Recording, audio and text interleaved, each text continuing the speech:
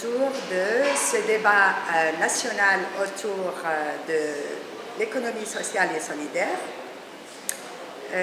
Donc nous allons faire un débat dans toutes les régions autour de l'économie sociale et solidaire, l'existant, l'état actuel, le diagnostic et bien sûr comment faire la promotion et comment améliorer la situation et quelles propositions pouvons-nous faire pour l'instauration du secteur qui actuellement n'existe pas en Tunisie et donc son institutionnalisation et surtout la reconnaissance par l'État pour ce troisième secteur à côté du secteur privé et du secteur public.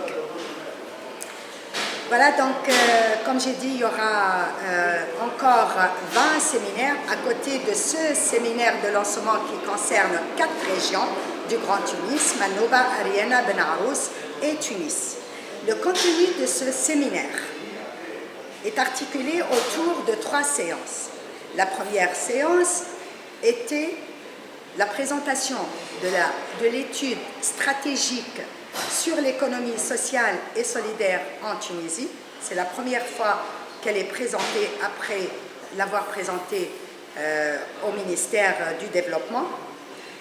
Et donc, il y a eu la présentation et les résultats de cette étude ces résultats ont cadré un peu le débat qui a eu lieu dans les ateliers. Donc, la deuxième séance, c'était un débat dans 3 ateliers sur 4 questions qui concernent l'ESS, à savoir l'institutionnalisation, le financement, comment créer l'information et vulgariser les concepts autour de l'ESS et surtout la partie juridique.